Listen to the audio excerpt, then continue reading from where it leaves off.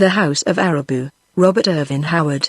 To the house whence no one issues, to the road from whence there is no return, to the house whose inhabitants are deprived of light, the place where dust is their nourishment, their food clay, they have no light, dwelling in dense darkness, and they are clothed, like birds, in a garment of feathers, where, over gate and bolt, dust is scattered. Babylonian legend of Ishtar. Has he seen a night spirit? Is he listening to the whispers of them who dwell in darkness? Strange words to be murmured in the feast hall of Naram-Ninub, amid the strain of lutes, the patter of fountains, and the tinkle of women's laughter. The great hall attested the wealth of its owner, not only by its vast dimensions, but by the richness of its adornment. The glazed surface of the walls offered a bewildering variegation of colors: blue, red, and orange enamels set off by squares of hammered gold. The air was heavy with incense, mingled with the fragrance of exotic blossoms from the gardens without.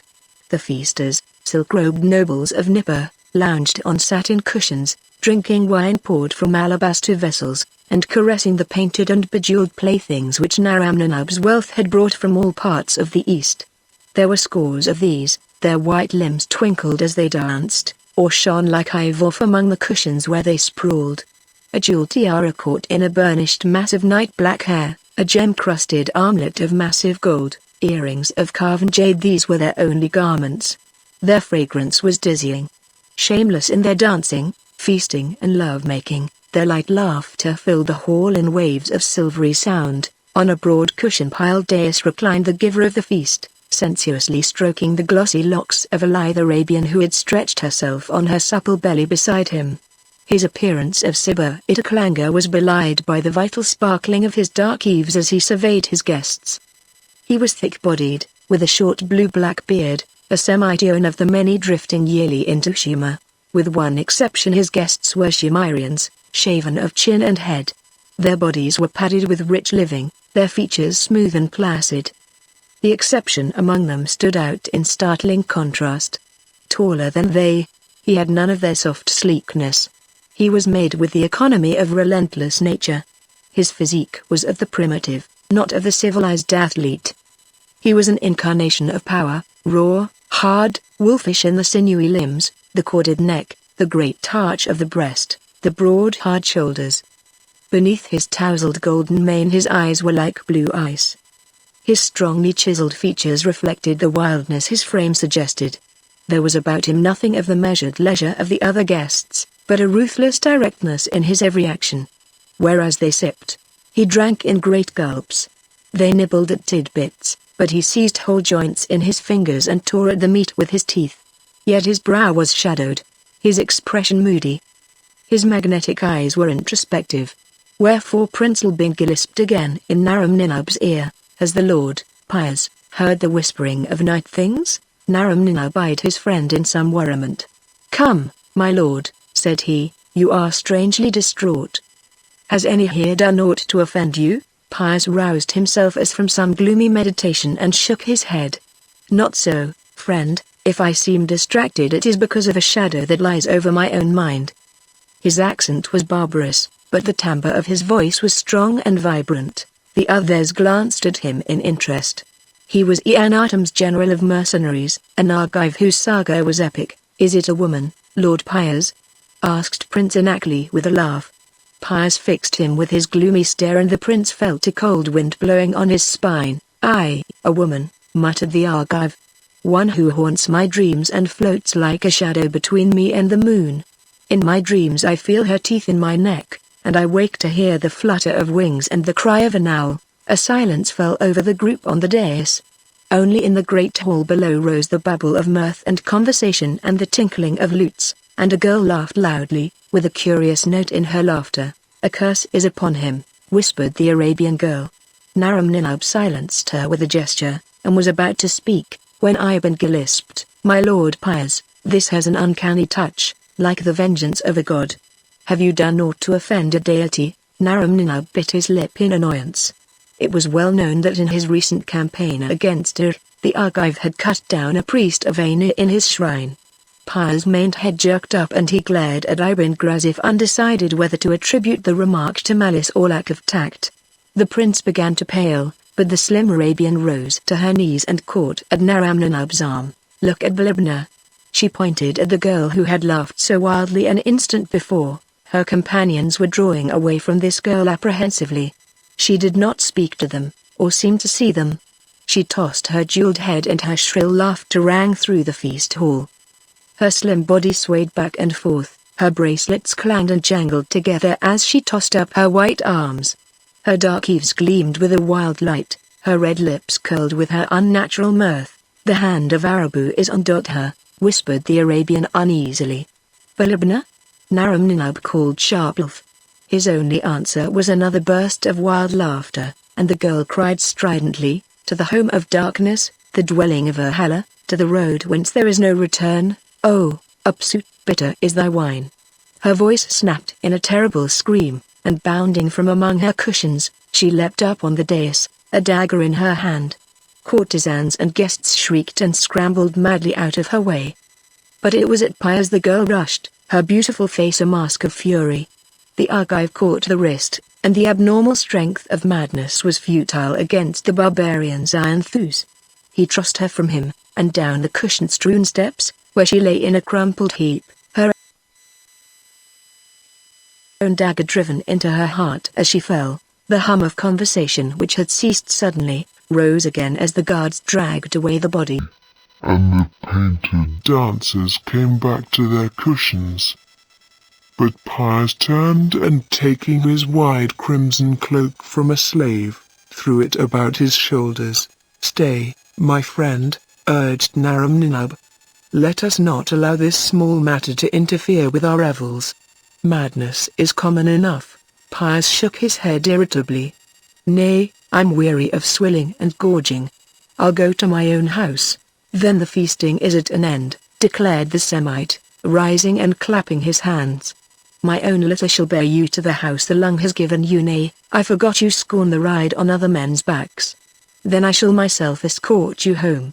My lords, will you accompany us, walk, like common men?" stuttered Prince Erelishu. "By Enlil, I will come. It will be a rare novelty. But I must have a slave to bear the train of my robe, lest it trail in the dust of the street. Come, friends, let us see the Lord Piers home, by Ishtar, a strange man." Iben lisped to Libetishbi, as the party emerged from the spacious palace, and descended the broad tiled stair, guarded by bronze lions. "He walks the streets, unattended, like a very tradesman." "Be careful," murmured the other. "He is quick to anger, and he stands high in the favor of the Anatum, yet even the favored of the king had best beware of offending the god Dan," replied Ibenga in an equally guarded voice. The party were proceeding leisurely down the broad white street, gaped at by the common folk who bobbed their shaven heads as they passed. The sun was not long up, but the people of Nippur were well astir. There was much coming and going between the booths where the merchants spread their wares, a shifting panorama, woven of craftsmen, tradesmen, slaves, harlots, and soldiers in copper helmets. There went a merchant from his warehouse, a staid figure in sober woolen robe and white mantle. There hurried a slave in a linen tunic, their minster-painted hoyden whose short slit skirt displayed her sleek flank at every step. Above them the blue of the sky whitened with the heat of the mounting sun. The glazed surfaces of the buildings shimmered. They were flat-roofed, some of them 3 or 4 stories high. Kippur was a city of sun-dried brick, but its facings of enamel made it a riot of bright color. Somewhere a priest was chanting, "Oh, Babat, righteousness lifteth up to thee its head," Piers swore under his breath. They were passing the great temple of Enlil, towering up 300 feet in the changeless blue sky. "The towers stand against the sky like part of it," he swore, raking back a damp lock from his forehead. "The sky is enameled, and this is a world made by man." "Nay, friend," demurred Naram-Ninub. "Ea built the world from the body of Tiamat. I say men built Shema," exclaimed Pivers, the wine he had drunk shadowing his eaves. A flat land, a very banquet poured over land with rivers and cities painted upon it, and a sky of blue enamel over it. "Baima, I was born in a land the gods built.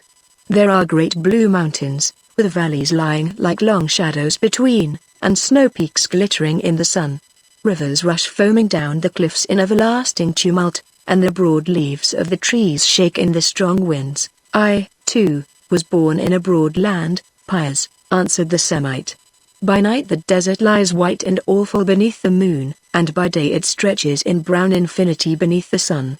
But it is in the swarming cities of men, these hives of bronze and gold and enamel and humanity, that wealth and glory lie. Piers was about to speak, when a loud wailing attracted his attention. Down the street came a procession, bearing a carved and painted litter on which lay a figure hidden by flowers. Behind came a train of young women, their scanty garments rent, their black hair flowing wildly. They beat their naked bosoms and cried, "Alanu! Tammuz is dead." The throngs in the street took up the shout. The litter passed, swaying on the shoulders of the bearers. Among the high-piled flowers shone the painted eyes of a carved image. The cry of the worshippers echoed down the street, dwindling in the distance. Piers shrugged his mighty shoulders. Soon they will be leaping and dancing and shouting, "Adonis is living," and the wenches who howl so bitterly now will give themselves to men in the streets for exultation. How many gods are there, in the devil's name? Naram-Ninab pointed to the great zikkurat of Enlil, brooding over all like the brutish dream of a mad god. See ye the 7 tiers, the lower black, the next of red enamel, the third blue, the fourth orange, the fifth yellow, while the sixth is faced with silver, and the seventh with pure gold which flames in the sunlight? Each stage in the temple symbolizes a deity. The sun, the moon, and the 5 planets Enlil and his tribe have set in the skies for their emblems. But Enlil is greater than all, and Nippur is his favored city, greater than Anu, muttered Piers, remembering a flaming shrine and a dying priest that gasped an awful threat. Which is the greatest leg of a tripod? Parried Naram-Ninab. Piers opened his mouth to reply, then recoiled with a curse, his sword flashing out. Under his very feet a serpent reared up, its forked tongue flickering like a jet of red lightning. What is it, friend? Naram-Ninab and the princes stared at him in surprise. What is it? He swore. Don't you see that snake under your very feet? Stand aside and give me a clean scaring at it. His voice broke off and his eyes clouded with doubt. It's gone, he muttered. I saw nothing, said Naram-Ninab, and the others shook their heads, exchanging wondering glances. The Argive passed his hand across his eyes, shaking his head. Perhaps it's the wine, he muttered. Yet there was an adder, I swear by the heart of Ma. I am accursed. The others drew away from him, glancing at him strangely. There had always been a restlessness in the soul of Piers the Argive, to haunt his dreams and drive him out on his long wanderings. It had brought him from the blue mountains of his race, southward into the fertile valleys and sea-frinning plains where rose the huts of the Mycenaeans, thence into the Isle of Crete, where, in a rude town of rough stone and wood, a swart fishing people bartered with the ships of Egypt. By those ships he had gone into Egypt, where men toiled beneath the lash to rear the first pyramids, and where, in the ranks of the white-skinned mercenaries, the Shardana, he learned the arts of war. But his wanderlust drove him again across the sea, to a mud-walled trading village on the coast of Asia, called Troy, whence he drifted southward into the pillage and carnage of Palestine, where the original dwell in the land were trampled under by the barbaric Canaanites out of the east. So by devious ways he came at last to the plains of Sumer, where city fought city, and the priests of a myriad rival gods intrigued and plotted, as they had done since the dawn of time, and as they did for centuries after, until the rise of an obscure frontier town called Babylon exalted its city god Merodach above all others as Bel-Marduk, the conqueror of Tiamat.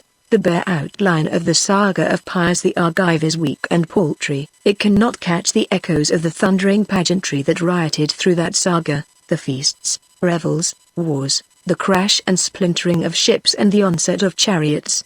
Let it suffice to say that the honor of kings was given to the Argive, and that in all Mesopotamia here was no man so feared as this golden-haired barbarian whose war skill and fury broke the hosts of Irk on the field, and the yoke of Irk from the neck of Nippur. From a mountain but to a palace of jade and ivory Piers' saga had led him. Yet the dim half-animal dreams that had filled his slumber when he lay as a youth on a heap of wolf-skins in his shaggy-headed father's bed were nothing so strange and monstrous as the dreams that haunted him on the silken couch in the palace of turquoise-towered Nippur. It was from these dreams that Piers woke suddenly. No lamp burned in his chamber and the moon was not yet up, but the starlight filtered dimly through the casement. And in this radiance something moved and took form. There was the vague outline of a lithe form, the gleam of an eye. Suddenly the night beat down oppressively hot and still. Pius heard the pound of his own blood through his veins. Why fear a woman lurking in his chamber? But no woman's form was ever so pantherishly supple, no woman's eyes ever burned so in the darkness. With a gasping snarl he leapt from his couch and his sword hissed as it cut the air, but only the air. Something like a mocking laugh reached his ears, but the lure was gone. A girl entered hastily with a lamp. Amity's. I saw her. It was no dream, this time. She laughed at me from the window. Amity's trembled as she set the lamp on an ebony table. She was a sleek sensuous creature, with long-lashed, heavy-lidded eyes, passionate lips, and a wealth of lustrous black curly locks. As she stood there naked, the voluptuousness of her figure would have stirred the most jaded debauchee. A gift from the anatom, she hated Pius, and he knew it, but found an angry gratification in possessing her. But now, her hatred was drowned in her terror. It was Lilitu. She stammered. She has marked you for her own. She is the night spirit, the mate of ardent Lili. They dwell in the house of Arabu. You are accursed. His hands were bathed with sweat. Molten ice seemed to be flowing sluggishly through his veins instead of blood. Where shall I turn? The priests hate and fear me since I burned Anu's temple. There is a Mars who is not bound by the priestcraft, and could aid you. She blurted out, then tell me. He was galvanized, trembling with eager impatience. His name, girl. His name. But at this sign of weakness, her malice returned. She had blurted out what was in her mind, in her fear of the supernatural. Now all the vindictiveness in her was awake again. I have forgotten, she answered insolently, her eyes glowing with spite. Slut. Gasping with the violence of his rage, he dragged her across a couch by her thick locks. Seizing his sword belt he wielded it with savage force, holding down the writhing naked body with his free hand. Each stroke was like the impact of a drover's whip. So mazed with fury was he, and she so incoherent with pain, that he did not at first realize that she was shrieking a name at the top of her voice. Recognizing this at last, he cast her from him, to fall in a whimpering heap on the mat-covered floor. Trembling and panting from the excess of his passion, he threw aside the belt and glared down at her. Jim Alishby, eh? Yes. She sobbed, groveling on the floor in her excruciating anguish. He was a priest of Enlil, until he turned diabolist and was banished. I faint. I swoon. Mercy. Mercy, and where shall I find him? He demanded. In the mound of Enzu, to the west of the city. Oh, Enlil, I am flayed alive. I perish. Turning from her, Pius hastily donned his garments and armor, without calling for a slave to aid him. He went forth, passed among his sleeping servitors without waking them, and secured the best of his horses.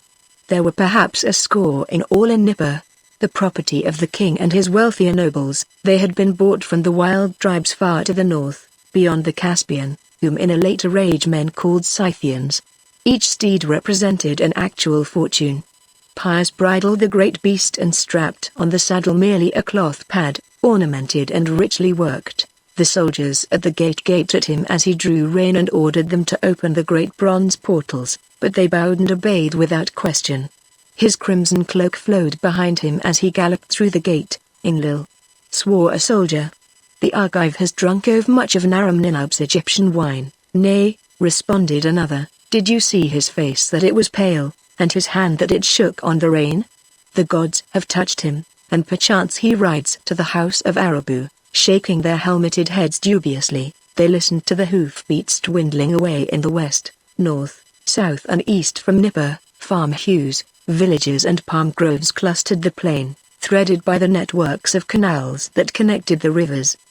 But westward the land lay bare and silent to the Euphrates, only charred expanses telling of former villages. A few moons ago raiders had swept out of the desert in a wave that engulfed the vineyards and huts and burst against the staggering walls of Nippur. Pius remembered the fighting along the walls, and the fighting on the plain, when his sally at the head of his phalanxes had broken the besiegers and driven them in headlong flight back across the great river.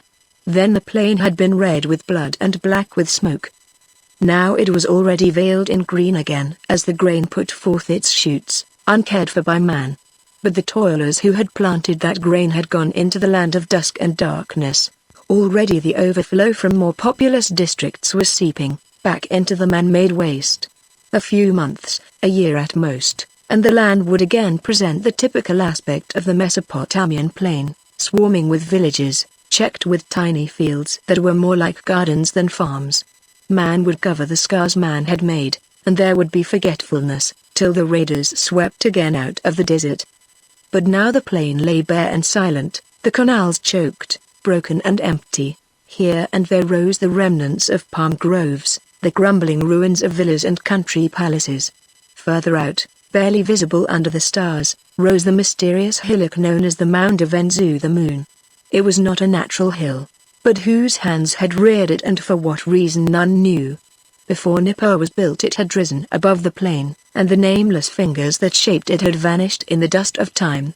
To it Pius turned his horse's head, and in the city he had left, Emitis furtively left his palace and took a devious course to a certain secret destination. She walked rather stiffly, limped, and frequently paused to tenderly caress her person and lament over her injuries. But limping, cursing, and weeping, she eventually reached her destination, and stood before a man whose wealth and power was great in Nippur. His glance was an interrogation. "He has gone to the Mound of the Moon, to speak with Jimilishbi," she said. Lilita came to him again tonight. She shuddered, momentarily forgetting her pain and anger. "Truly he is accursed. By the priests of Anu." His eyes narrowed to slits. "So he suspects, and you, what of me?" "I neither know nor care. Have you ever wondered why I pay you to spy upon him?" he demanded. She shrugged her shoulders. "You pay me well, that is enough for me. Why does he go to Jimilishbi?" "I told him the renegade might aid him against Lilitu." Sudden anger made the man's face darkly sinister. "I thought you hated him." She shrank from the menace in the voice. "I spoke of the diabolist before I thought, and then he forced me to speak his name. Curse him, I will not sit with these for weeks." Her resentment rendered her momentarily speechless. The man ignored her, intent on his own somber meditations. At last he rose with sudden determination. "I have waited too long," he muttered, like one speaking his thoughts aloud. "The fiends play with him while I bite my nails, and those who conspire with me grow restless and suspicious. Enlil alone knows what counsel Jimilishbi will give. When the moon rises I will ride forth and seek the Argive on the plain. A stab unaware he will not suspect until my sword is through him. A bronze blade is surer than the powers of darkness. I was a fool to trust even a devil." Emitis gasped with horror and caught at the velvet hangings for support. "You? You?" Her lips framed a question too terrible to voice. "I." He accorded her a glance of grim amusement. With a gasp of terror she darted through the curtained door, her smarts forgotten in her fright. Whether the cavern was hollowed by man or by nature, none ever knew. At least its walls, floor and ceiling were symmetrical and composed of blocks of greenish stone, found nowhere else in that level land. Whatever its cause and origin, man occupied it now. A lamp hung from the rock roof, casting a weird light over the chamber and the bald pate of the man who sat crouching over a parchment scroll on a stone table before him. He looked up as a quick sure footfall sounded on the stone steps that led down into his abode. The next instant a tall figure stood framed in the doorway. The man at the stone table scanned this figure with avid interest. Pius wore a hauberk of black leather and copper scales, his brazen greaves glinted in the lamplight. The wide crimson cloak, flung loosely about him, did not enmesh the long hilt that jutted from its folds. Shadowed by his horned bronze helmet, the Argive's eyes gleamed icily. So the warrior faced the sage. Jimilishbi was very old. There was no leaven of Semitic blood in his withered veins. His bald head was round as a vulture's skull, and from it his great nose jutted like the beak of a vulture. His eyes were oblique, a rarity even in a pure-blooded Cimmerian, and they were bright and black as beads. Whereas Pius' eyes were all depth, blue deeps and changing clouds and shadows, Jimilishbi's eyes were opaque as jet, and they never changed. His mouth was a gash whose smile was more terrible than its snarl. He was clad in a simple black tunic, and his feet, in their cloth sandals, seemed strangely deformed. Pius felt a curious twitching between his shoulder blades as he glanced at those feet, and he drew his eyes away, and back to the sinister face. "Deign to enter my humble abode, warrior." The voice was soft and silky, sounding strange from those harsh thin lips. "I would I could offer you food and drink, but I fear the food I eat and the wine I drink would find little favor in your sight." He laughed softly as at an obscure jest. "I come not to eat or to drink," answered Pius abruptly, striding up to the table. "I come to buy a charm against devils." "To buy?" The archive emptied a pouch of gold coins on the stone surface. They glistened dully in the lamplight. Jim Alishby's laugh was like the rustle of a serpent through dead grass. "What is this yellow dirt to me? You speak of devils, and you bring me dust the wind blows away." "Dust?" Pius scowled. Jim Alishby laid his hand on the shining heap and laughed. Somewhere in the night an owl moaned. The priest lifted his hand. Beneath it lay a pile of yellow dust that gleamed dully in the lamplight. A sudden wind rushed down the steps, making the lamp flicker, whirling up the golden heap. For an instant the air was dazzled and spangled with the shining particles. Pius swore. His armor was sprinkled with yellow dust. It sparkled among the scales of his hauberk. "Dust that the wind blows away," mumbled the priest. "Sit down, Pius of Nipper, and let us converse with each other." Pius glanced about the narrow chamber, at the even stacks of clay tablets along the walls, and the rolls of papyrus above them. Then he seated himself on the stone bench opposite the priest, hitching his sword belt so that his hilt was well to the front. "You are far from the cradle of your race," said Jim Alishby. "You are the first golden-haired rover to tread the plains of Shima." "I have wandered in many lands," muttered the archive, "but may the vultures pluck my bones if I ever saw a race so devil-ridden as this, or a land ruled and harried by so many gods and demons." His gaze was fixed in fascination on Jim Alishby's hands. They were long, narrow, white and strong, the hands of youth. Their contrast to the priest's appearance of great age otherwise, was vaguely disquieting. "To each city its gods and their priests," answered Jim Alishby, "and all fools. Of what account are gods whom the fortunes of men lift or lower? Behind all gods of men, behind the primal trinity of Ea, An and Enlil, lurk the elder gods, unchanged by the wars or ambitions of men. Men deny what they do not see. The priests of Arabu, which is sacred to Ea and light, are no blinder than them of Nippur, which is consecrated to Enlil, whom they deem the lord of darkness. But he is only the god of the darkness of which men dream, not the real darkness that lurks behind all dreams, and veils the real and awful deities. I glimpsed this truth when I was a priest of Enlil, wherefore they cast me forth." "Ha! They would stare if they knew how many of their worshippers creep forth to me by night, as you have crept." "I creep to no man." The archive bristled instantly. "I came to buy a charm." "Name your price, and be damned to you." "Be not wroth," smiled the priest. "Tell me why you have come. If you are so cursed wise you should know already," growled the archive, unmollified. Then his gaze clouded as he cast back over his tangled trail. "Some magician has cursed me," he muttered. "As I rode back from my triumph over Ir, my sky horse screamed and shied at something none saw but he. Then my dreams grew strange and monstrous. In the darkness of my chamber, wings rustled and feet padded stealthily. Yesterday a woman at a feast went mad and tried to knife me. Later an adder sprang out of empty air and struck at me. Then, this night, she men called Lilith came to my chamber and mocked me with awful laughter." "Lilith?"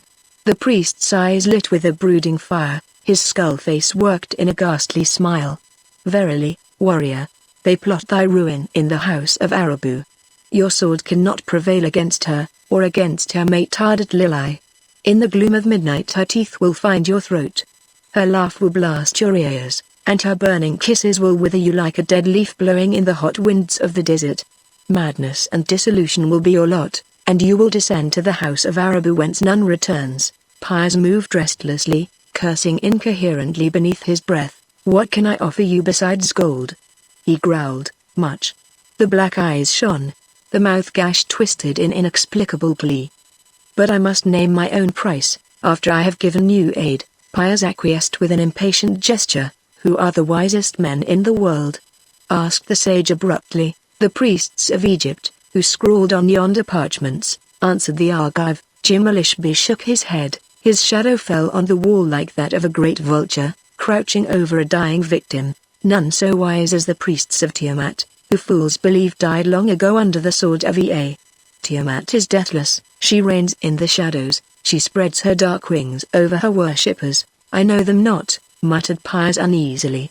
The cities of men know them not, but the waste places know them, the reedy marshes, the stony deserts, the hills, and the caverns. To them steal the winged ones from the house of Arabu. I thought none came from that house, said the Argive. No human returns thence. But the servants of Tiamat come and go at their pleasure. Piers was silent, reflecting on the place of the dead, as believed in by the Shemarians, a vast cavern, dusty, dark and silent, through which wandered the souls of the dead forever, shorn of all human attributes, cheerless and loveless, remembering their former lives only to hate all living men, their deeds and dreams. I will aid you, murmured the priest. Piers lifted his helmeted head and stared at him. Jimilishbi's eyes were no more human than the reflection of firelight on subterranean pools of inky blackness. His lips sucked in as if he gloated over all woes and miseries of mankind. Piers hated him as a man hates the unseen serpent in the darkness. Aid me and name your price, said the Argive. Jimilishbi closed his hands and opened them, and in the palms lay a gold cask, the lid of which fastened with a jeweled catch. He sprung the lid, and Piers saw the cask was filled with grey dust. He shuddered without knowing why. This ground dust was once the skull of the first king of Ur, said Jimilishbi. When he died, as even a necromancer must, he concealed his body with all his art. But I found his crumbling bones, and in the darkness above them, I fought with his soul as a man fights with a python in the night. My spoil was his skull, that held darker secrets than those that lie in the pits of Egypt. With this dead dust shall you trap Lilitu. Go quickly to an enclosed place, a cavern or a chamber, nay, that ruined villa which lies between this spot and the city will serve. Strew the dust in thin lines across threshold and window, leave not a spot as large as a man's hand unguarded. Then lie down as if in slumber. When Lilitu enters, as she will, speak the words I shall teach you. Then you are her master, until you free her again by repeating the conjure backwards. You cannot slay her, but you can make her swear to leave you in peace. Make her swear by the dogs of Tiamat. Now lean close and I will whisper the words of the spell. Somewhere in the night a nameless bird cried out harshly. The sound was more human than the whispering of the priest, which was no louder than the gliding of an adder through slimy ooze. He drew back. His gash mouth twisted in a grisly smile. The Argive sat for an instant like a statue of bronze. Their shadows fell together on the wall with the appearance of a crouching vulture facing a strange horned monster. Piers took the cask and rose, wrapping his crimson cloak about his somber figure, his horned helmet lending an illusion of abnormal height. And the price, Jimilishbi's hands became claws, quivering with lust, blood. A life, whose life, any life. So blood flows, and there is fear and agony, a spirit ruptured from its quivering flesh. I have one price for all a human life. Death is my rapture, I would glut my soul on death. Man, maid, or infant. You have sworn. Make good your oath. A life. A human life, aye, a life. Piers' sword cut the air in a flaming arc and Jimilishbi's vulture head fell on the stone table. The body reared upright, spouting black blood, then slumped across the stone. The head rolled across the surface and thudded dully on the floor. The features stared up, frozen in a mask of awful surprise.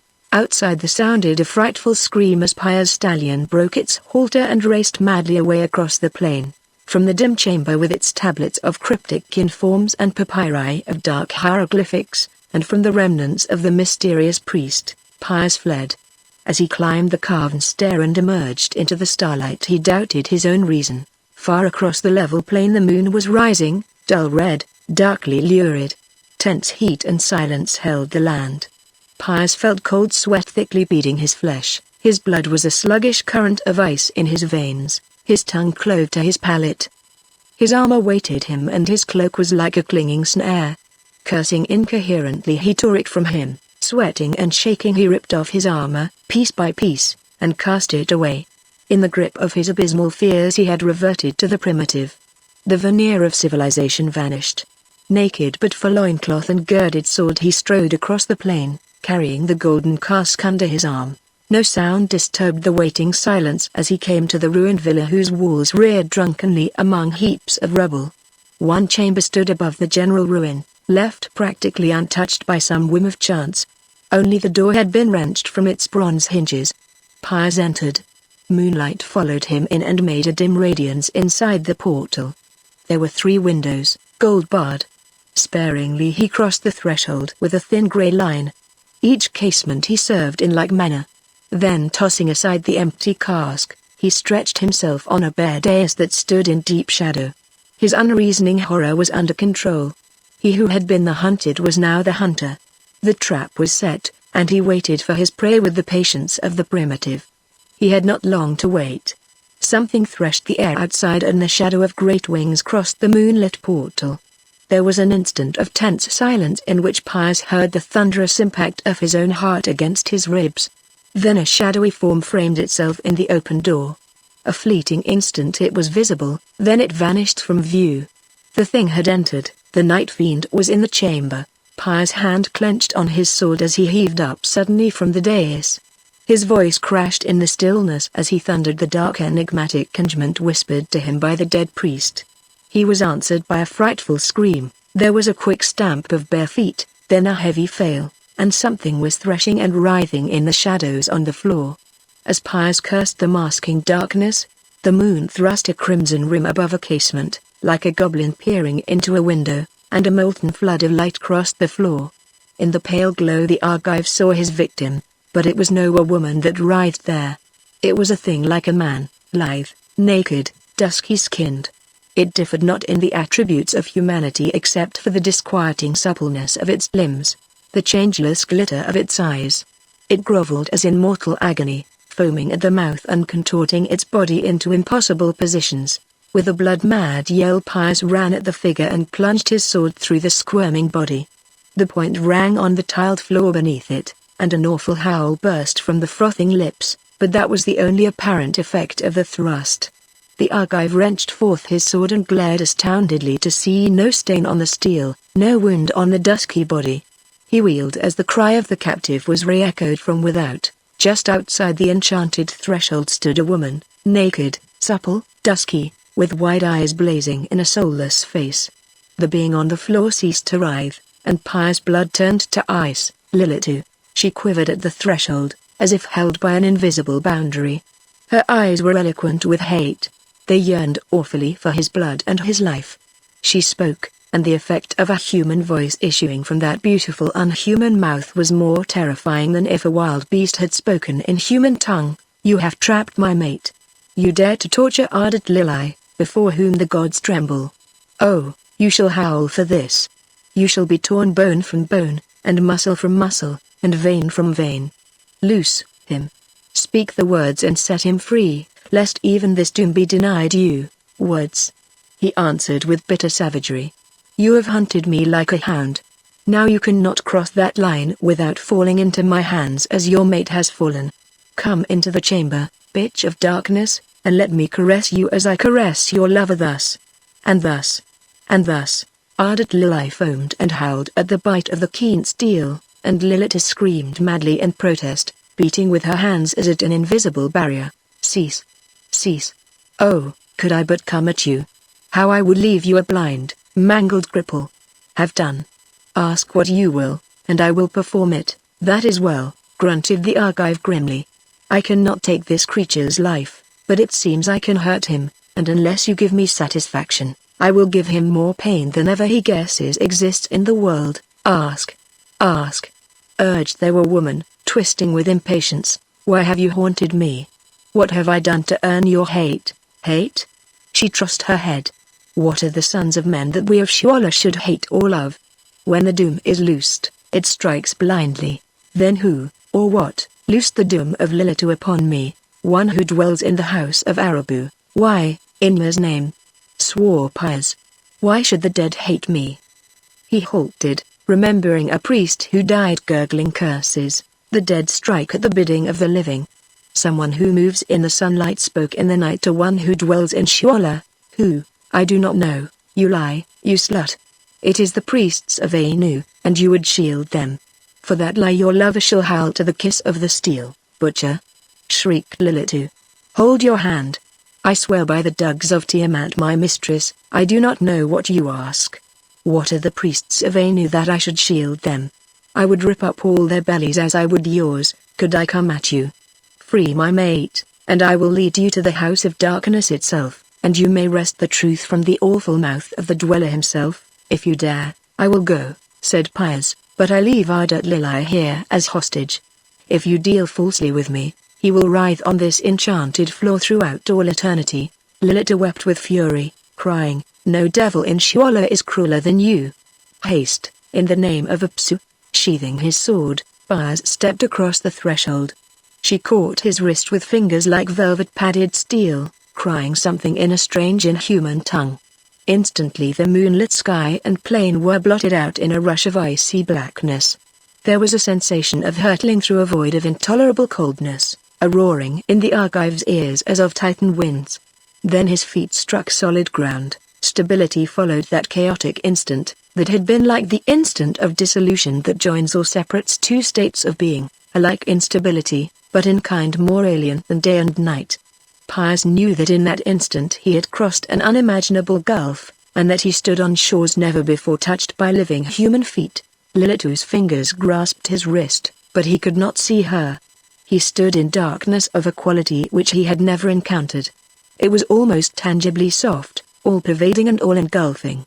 Standing amidst it, it was not easy even to imagine sunlight and bright rivers and grass singing in the wind. They belonged to that other world, equals a world lost and forgotten in the dust of a million centuries. The world of life and light was a whim of chance, a bright spark glowing momentarily in a universe of dust and shadows. Darkness and silence were the natural state of the cosmos, not light and the noises of life. No wonder the dead hated the living, who disturbed the grey stillness of infinity with their tinkling laughter. Lilitu's fingers drew him through abysmal blackness. He had a vague sensation as of being in a titanic cavern, too huge for conception. He sensed walls and roof, though he did not see them and never reached them. They seemed to recede as he advanced, yet there was always the sensation of their presence. Sometimes his feet stirred what he hoped was only dust. There was a dusty scent throughout the darkness. He smelled the odors of decay and mold. He saw lights moving like glowworms through the dark. Yet they were not lights, as he knew radiance. They were most like spots of lesser gloom, that seemed to glow only by contrast with the engulfing blackness which they emphasized without illuminating. Slowly, laboriously they crawled through the eternal night.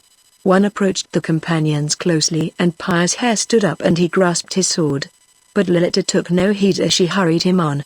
The dim spot glowed close to him for an instant. It vaguely illumined a shadowy countenance, faintly human, yet strangely bird-like. Existence became a dim and tangled thing to Piers, wherein he seemed to journey for 1,000 years through the blackness of dust and decay, drawn and guided by the hand of the Were-Woman. Then he heard her breath hiss through her teeth, and she came to a halt. Before them shimmered another of those strange globes of light. Piers could not tell whether it illumined a man or a bird. The creature stood upright like a man, but it was clad in grey feathers. At least they were more like feathers than anything else. The features were no more human than they were bird-like. "This is the dweller in Shuala which put upon you the curse of the dead," whispered Lilitu. "Ask him the name of him who hates you on earth. Tell me the name of mine enemy," demanded Piers, shuddering at the sound of his own voice, which whispered drearily and uncannily through the unechoing darkness. The eyes of the dead burned redly and it came at him with a rustle of pinions, a long gleam of light springing into its lifted hand. Piers recoiled, clutching at his word, but Lilitu hissed, "Nay, use this." And he felt a hilt thrust into his fingers. He was grasping a scimitar with a blade curved in the shape of the crescent moon, that shone like an arc of white fire. He parried the bird thing's stroke, and sparks showered in the gloom, burning him like bits of flame. The darkness clung to him like a black cloak. The glow of the feathered monster bewildered and baffled him.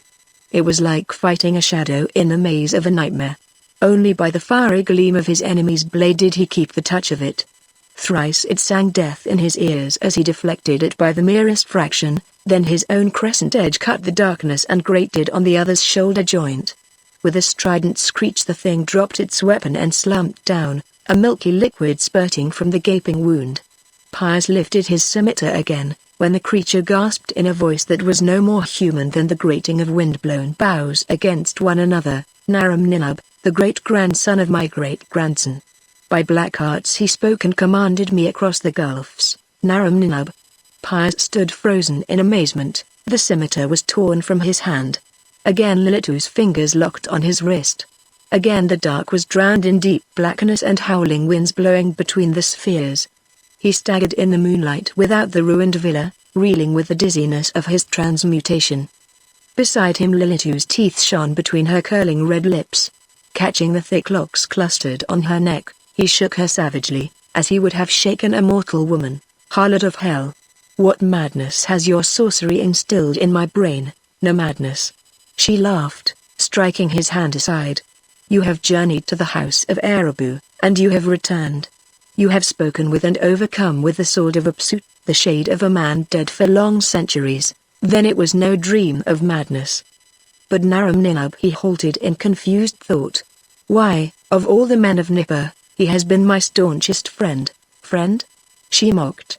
"What is friendship but a pleasant pretense to while away an idle hour? But why? In Ma's name, what are the petty intrigues of men to me?" she exclaimed angrily. "Yet now I remember that men from wrapped in cloaks steal by night to Naram-Ninub's palace." Like a sudden blaze of light Piers saw reason in merciless clarity. "He would sell Nippur to and first he must put me out of the way, because the hosts of Nippur cannot stand before me. Oh, dog, let my knife find your heart, keep faith with me." Lilitu's importunities drowned his fury. "I have kept faith with you. I have led you where never living man has trod, and brought you forth unharmed. I have betrayed the dwellers in darkness and done that for which Tiamat will bind me naked on a white-hot grid for 7 times 7 days. Speak the words and free ardent Lili." Still engrossed in Naram-Ninub's treachery, Piers spoke the incantation. With a loud sigh of relief, the worman rose from the tiled floor and came into the moonlight. The Argive stood with his hand on his sword and his head bent, lost in moody thought. Lilitu's eyes flashed a quick meaning to her mate. Lithely they began to steal toward the abstracted man. Some primitive instinct brought his head up with a jerk. They were closing in on him, their eyes burning in the moonlight, their fingers reaching for him. Instantly he realized his mistake. He had forgotten to make them swear truce with him. No oath bound them from his flesh. With feline screeches they struck in, but quicker yet he bounded aside and raced toward the distant city. Too hotly eager for his blood to resort to sorcery, they gave chase. Fear winged his feet, but close behind him he heard the swift patter of their feet, their eager panting. A sudden drum of hooves sounded in front of him, and bursting through a tattered grove of skeleton palms, he almost caromed against a rider, who rode like the wind, a long silvery glitter in his hand. With a startled oath the horseman wrenched his steed back on its haunches. Piers saw looming over him a powerful body in scale mail, a pair of blazing eyes that glared at him from under a domed helmet, a short black beard. "You dog!" he yelled furiously. "Damn you, have you come to complete with your sword what your black magic began?" The steed reared wildly as he leapt at its head and caught its bridle. Cursing madly and fighting for balance, Naram-Ninub slashed at his attacker's head, but Piers parried the stroke and thrust upward murderously. The sword point glanced from the corselet and plowed along the Semite's jawbone. Naram-Ninub screamed and fell from the plunging steed, spouting blood. His leg bone snapped as he pitched heavily to earth, and his cry was echoed by a gloating howl from the shadowed grove. Without dragging the rearing horse to earth, Piers sprang to its back and wrenched it about. Naram-Ninub was groaning and writhing on the ground, and as Piers looked, 2 shadows darted from the darkened grove and fastened themselves on his prostrate form. A terrible scream burst from his lips, echoed by more awful laughter. Blood on the night air, on it the night things would feed, wild as mad dogs, making no difference between men. The Argive wheeled away, toward the city, then hesitated, shaken by a fierce revulsion. The level land lay quiescent beneath the moon, and the brutish pyramid of Enlil stood up in the stars. Behind him lay his enemy, glutting the fangs of the horrors he himself had called up from the pits.